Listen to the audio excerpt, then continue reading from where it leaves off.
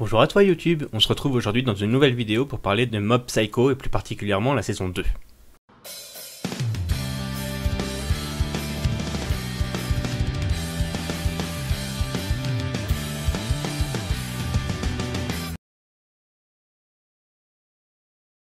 Mob Psycho 100 est une adaptation d'un manga écrit par One, diffusé en France par Kurokawa et diffusé au Japon par Shogakukan. La saison 2 comporte 13 épisodes de 24 minutes et elle a été diffusée en hiver 2019. Le studio d'animation qui s'occupe de ce manga est le studio Bones et il est diffusé en France chez Crunchyroll.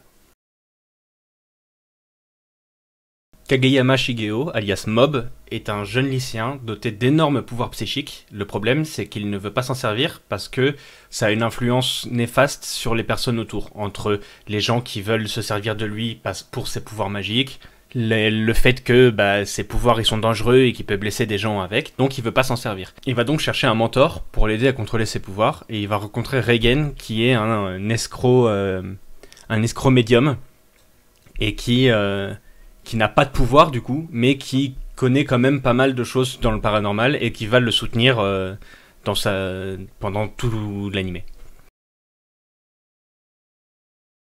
Mon avis perso, c'est que c'est un très bon animé.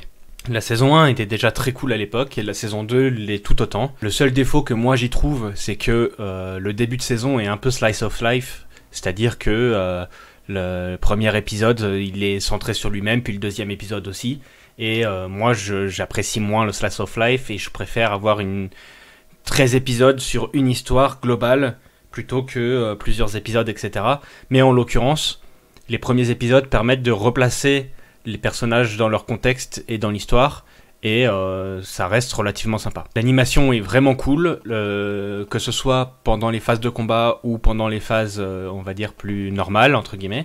La musique est vraiment très sympa. Si vous connaissez pas, je vous conseille de foncer et de regarder la saison 1. Je pense que si vous aimez bien les animés avec des pouvoirs magiques, enfin plus des pouvoirs psychiques, etc., vous devriez vous faire la première saison d'un coup et enchaîner directement sur la saison 2.